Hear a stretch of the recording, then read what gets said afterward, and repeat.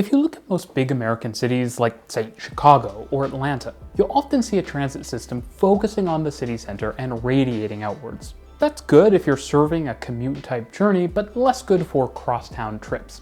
And yeah, cities with transit systems that tend to perform better usually have less radial networks, even if that just means that a radial line isn't exactly going through the city center.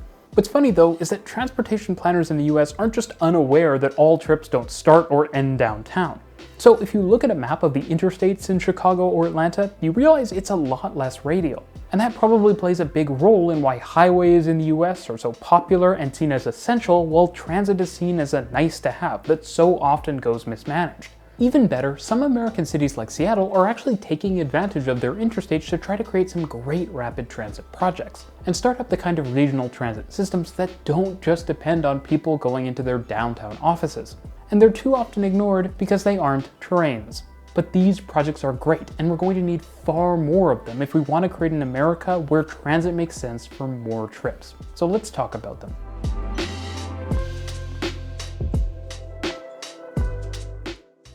Welcome to RM Transit, a channel about sustainable transportation. Consider subscribing so you don't miss any future videos.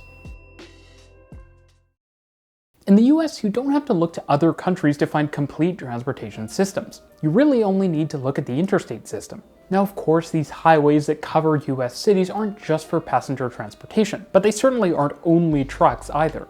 If you look at Chicago, you'll of course find a dense network of radial interstates that connect people into the city center. But Chicago also has I-80 running east-west across the south of the city, and I-290, 294, and 355, which create orbital routes connecting the various radial interstates. Similarly in Atlanta, there is a star-shaped series of radial interstates, but there's also a loop route that runs around the city. I-285 allows people from one suburb to get to another without having to go through the city center.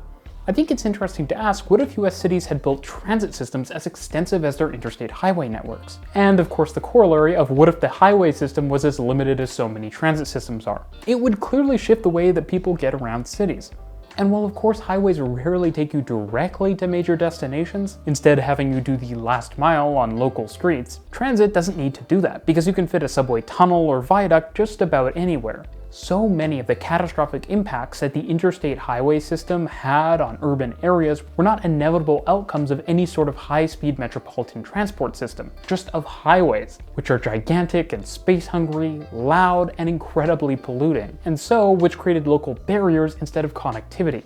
But the highways can often be repurposed to provide powerful transit service. And while it's possible with trains, in many cases the best solution is probably buses. Seattle has historically had a really good highway bus network, usually with services provided by Sound Transit, the regional transit agency. But why are highway buses just so good? Well, I think people often dislike buses, especially in the US, is because their experience with them is of slowness and inconsistency, waiting at a barren street corner for a bus that was supposed to be here 10 minutes ago. And of course, the barren street corner problem is another problem, but highway buses can solve so many of these issues. By their very nature of running on highways, highway express buses are usually very fast, in fact sometimes even faster than urban rapid transit. And since the best highway bus systems often use HOV or bus lanes created as part of highway reconstruction projects, they also generally don't get stuck in traffic. Even scrappy solutions like bus-on-shoulder lanes can allow buses to pop out of traffic and then run around it. And a lot of the time, you don't need dedicated lanes everywhere, just in places where traffic typically backs up. At the same time, the lack of intersections on highways and dedicated lanes where there isn't going to be congestion help with the inconsistency problem. Typically, once a bus gets onto the highway, it's smooth sailing. They also tend to be pretty easy to spin up. They serve major development that often concentrates around highways like shopping centers and major hospitals, and all at a pretty low cost. You can even use low-value land near interchanges to create park and ride facilities where people who don't necessarily have a transit route to their front door can drive or bike and then use the transit there. Now, the most complicated part of pulling a system like this off is getting the buses onto and off of the highway. In Vancouver, the Highway 99 express buses use bus-on-shoulder lanes that allow buses to easily pop on and off of the highway at interchanges to serve stops and park and ride facilities. But the issue with having buses on the outer lane of a highway is that they're frequently going to come into conflict with traffic merging on and off of the road.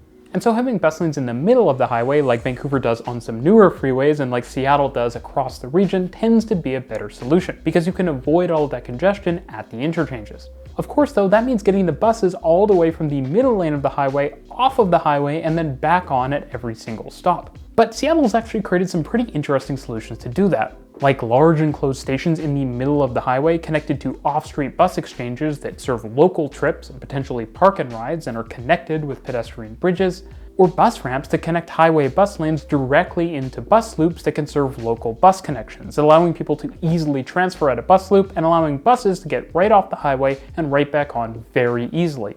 I think what's clear is that, like with, say, trams, buses on highways are incredibly contingent on good designs. The difference is that North America is pretty good at designing highway ramps and bus loops. So with the right infrastructure, like you see in Seattle, you can have a really nice system.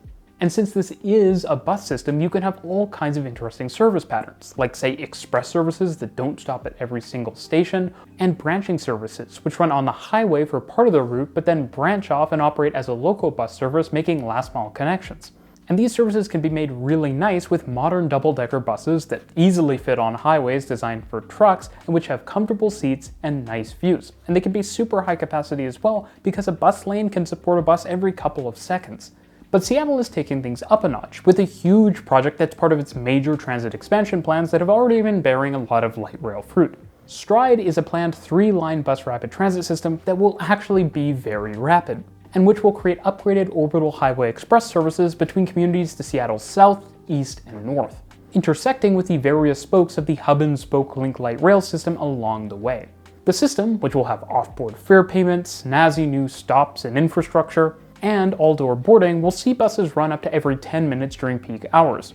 And we'll have lovely double-decker buses on both the S1 and S2 routes, which create an orbital on I-405, and modern articulated buses on the SR522 route, which parallels the Eastlink Lake crossing and has articulated buses because there'll be more stops and thus a need for more doors. This system is going to be so nice, and it's honestly a blueprint for what more cities in North America should be building. High quality, high frequency, rapid bus services, with smart infrastructure that isn't super expensive but keeps buses fast and makes great connections with other local bus services, but as well with rail.